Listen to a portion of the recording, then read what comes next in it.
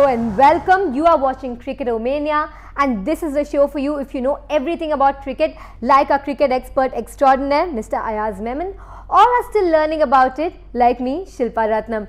Joining us on the show today is Boria Majumdar, noted social historian and academic and also a very big cricket enthusiast. Well, sir, going directly to the Dusra of the day. Will Sourav Ganguly make a difference on the Mudgal panel? Well, the former India Test captain has been inducted into the committee on Sunday. This committee, of course, is to probe into the IPL betting and fixing scandal. Yeah.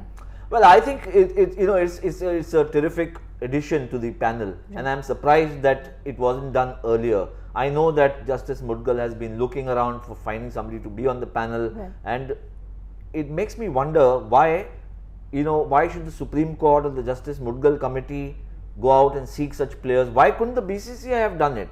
Right. Why couldn't the BCCI because they just had a two-member panel initially. No, that apart, I'm saying why doesn't the authority make better use of players and former players like Sourav Ganguly, right. Of extraordinary credentials and huge integrity? We all know what he has done for Indian cricket. Had we roped in these guys earlier, I know he was playing till a few seasons ago, the IPL, and he hadn't retired. But I think immediately on retirement, he should have been part of some panel, maybe part of the governing council, right. Which would have looked into these matters a little more aggressively. I think the BCCI should have been proactive rather than now wait. It's a right royal mess. Right. You're getting him into this right royal mess. I think it's a belated but the right move. Right, I know Boria, you agree with him as well because I've read your article on the same issue in Cricket Buzz very recently, in fact. So, do you echo what Ayaz feels?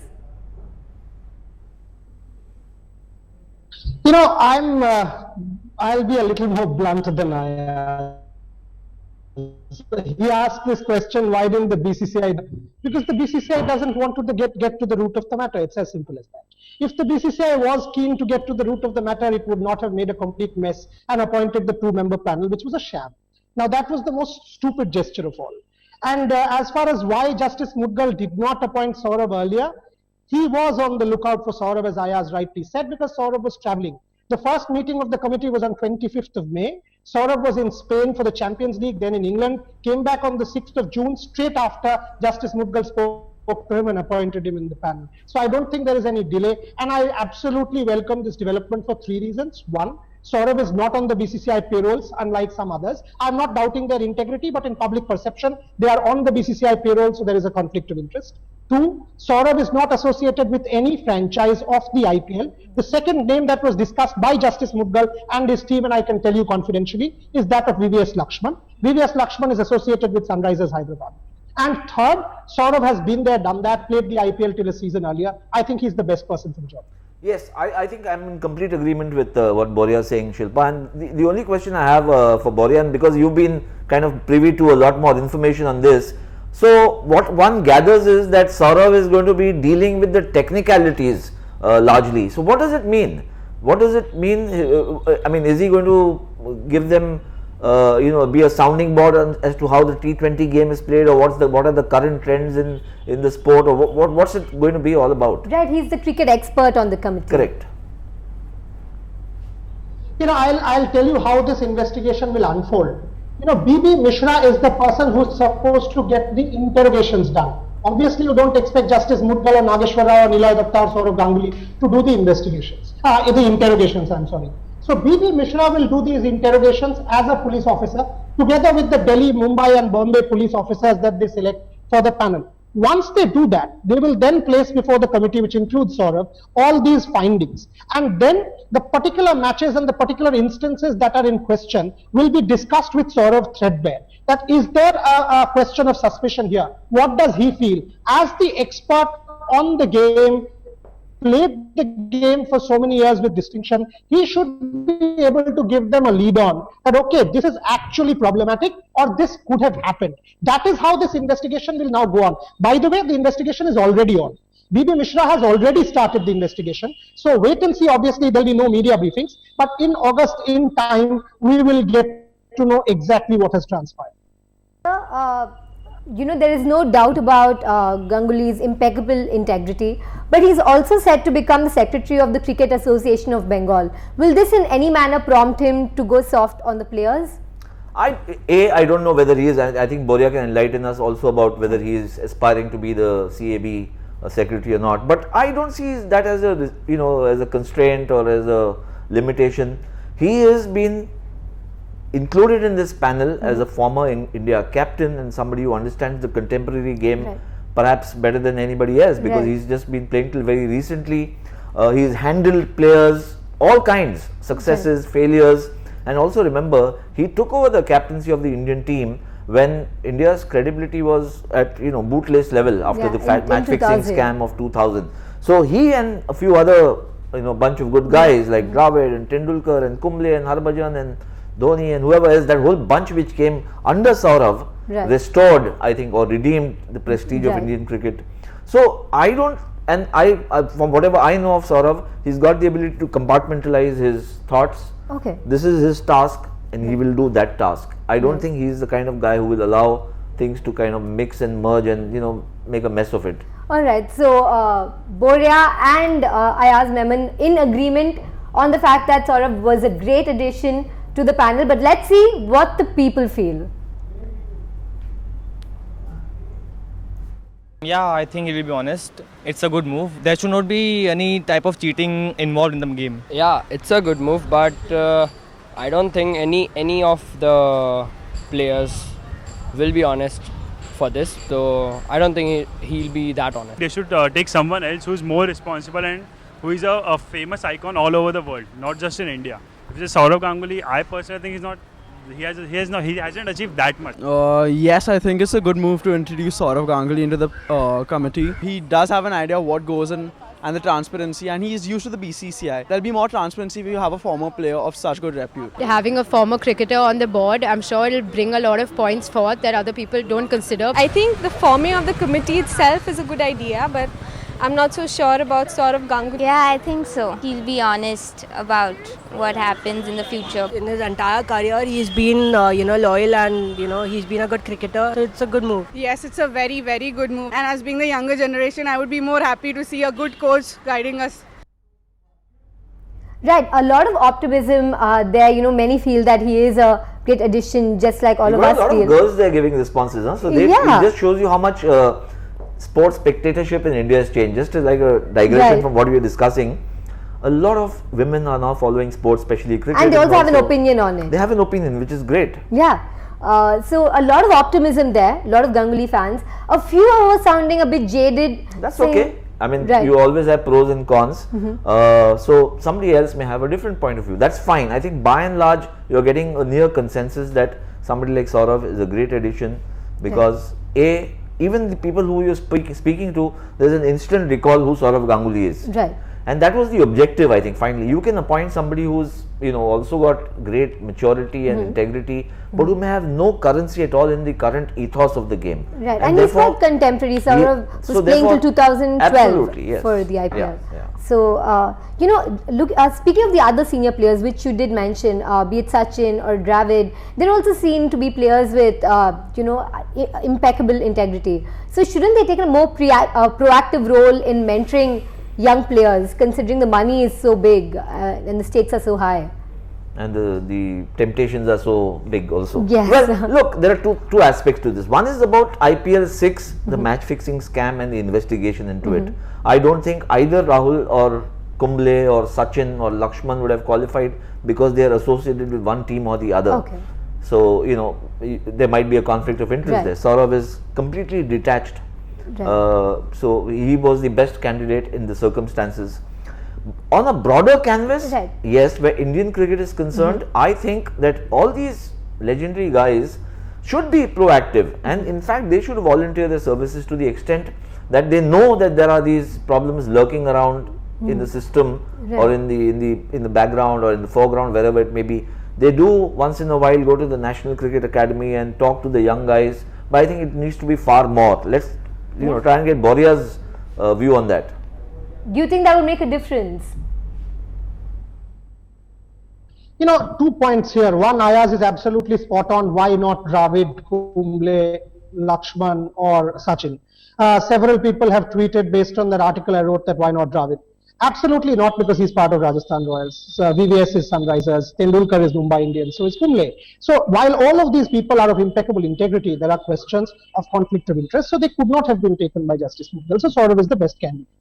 Two, whether it will make a difference or not, of course it will. I mean, if these people start mentoring the youngsters, I'll give you a specific example, and this is from Sachin. You know, he tells me that in the leg, there was a special kind of task taken by CSCs or a briefing that was done there to the players that these are the things that you should do or you shouldn't do. But you should also look at it from the other way around. Sachin tells me that while the players are being briefed, does the ACSU official know all the players? He doesn't. You know, he absolutely doesn't know, say, Yuzvendra Chahal. Now, he's not the most common face. Does the ACSU official actually know all the players who are playing in the IPL? So, will not they be trained as well? Will there not be special briefings for them as well? It's got to be a symbiotic, synergistic process. That's what will lead us to a conclusion. That doesn't happen. Even in this year, it did not happen. In the UAE leg, I can tell you. Because the ACSU people, they are not briefed, okay, that these are the players, these are the issues. Because, say, for example, they're in a mall. Now, Ayaz and I, we are two normal people. We can sit in a mall and have a cup of coffee. Will the ACSU official, unless he really knows me by the face and my name, that, okay, this is a player playing for the Mumbai Indians. Unless he knows I'm sitting with the bookie or whoever, he can never spot me. So this has to be a proper mentoring process, not only by these senior cricketers, and they should not only be asked to mentor youngsters, but also give ideas like this one to the board and to the IPL Governing Council that how to stamp out fixing. A proactive role overall, not just in mentoring them, but also ideas on how to stamp out corruption, you know, in all. Yeah, you know, I have one complaint or grouse, not so much, I have a grouse against these very formidable players, that they all seem to have taken a kind of a wait and watch, you know, position. Right, until they call to the dogs. Until they're called, so, which is fair, they've all finished their careers, they are in roles of advisors or mentors, and the game is huge. But you know, it's become a kind of a golden goose situation where everybody is waiting for the eggs to come and enjoy it. I think everybody should be seized of the crisis that also Indian cricket is hit with. Right. So while Indian cricket is extremely rich and there's a lot of good happening, lots of players getting a livelihood and the support staff and all that, there is this threat which is kind of a omniscient threat that something might go amiss. There is an underbelly which we can't deny and which we can't run away from. Right. We've seen that happen over the last 6-7 years, year after year after year after year. And if that's the situation, then I would urge all these players, irrespective of whether Supreme Court decides or Mudgal panel decides or not, they should perhaps do some brainstorming in a kind of a quasi-official capacity, if that is the case. If they don't work, you know, I can't understand why they are not part of the governing council of the IPL, at least a couple of them. Right. You know? But wouldn't there be a conflict of interest? No, governing council is dictating how the tournament, the protocols of how the tournament, the IPL would be run. Okay. So, you know, they could be or they should be. Alright. Or if not, then they, because they are the custodians, so to speak, of the legacy of Indian cricket, they should be playing a far more, I think, you know, interventive role. Fine. Put their experience to good use. Put their experience to good use. Right. You know, we were speaking about Ganguly and we were talking about how he has so many fans. So we try to go and test that out and see how much people actually do know about Ganguly. Let's take a look at that. Sourav Ganguly, no idea. No idea. No idea. Mahesh? I have no idea. I don't know. No idea. I don't remember. I'll guess West Indies. South Africa? I think Sri Lanka. But I have no idea. Sri Lanka? I guess England. New Zealand. Pakistan? 2007. 2007. 1987. I don't know this either. 2003. 2006? I think 2011. Maybe the 90s, I don't remember. Right, so no one got Ganguly's middle name right. But before the show, I had asked Ayaz, and of course he replied with Chandi. How do you know so much? I've met him. So I met, you know, Saurav's. No, but meeting him does not mean you would know his middle name. No, see, when you are following cricket, I mean, you know, SC Ganguly is Sourav. Yeah, now that you say SC Ganguly, that rings a bell. So a lot of them are known by their own name, their father's name, and then I'm sure you their met his surname. father as well. Yes, I did when he was, long time back, maybe about 10, 12 years back. So that's how I knew him. Right, Boria, did you also know? Boria knows him very well, or knew him very well. All right. Sourav, of course, is from the same city.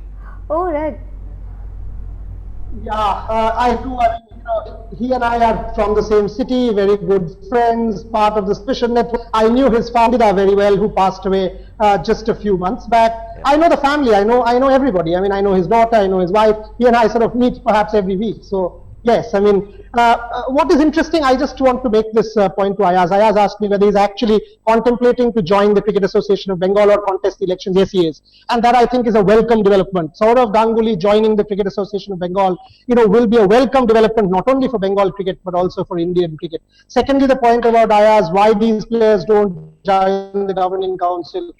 The governing council is a BCCI force. BCCI allow people who are not their henchmen to join the governing council. I have serious doubts. How many BCCI members between Ayaz and I have we seen speaking out against this IPL corruption rot since it's come out? Tell me, have you heard Ranjiv Biswal, the IPL commissioner? Has he spoken a single word about the Mudgal panel? Why didn't the BCCI tell the Supreme Court, we will do it on our own? Even the working committee that was convened on 20th of April chose Ravi Shastri, Justice Patel, and all the three members that they had chosen and C.R. Madhavan. All of them had conflict of interest. Now the question is that, is the BCCI really accountable to the fan, or is the BCCI this cozy club of 30 that just doesn't bother about the common Indian cricket fan? I think it's the latter. I think he's hit a sore point for Indian cricket lovers. I think he's absolutely right, Boria.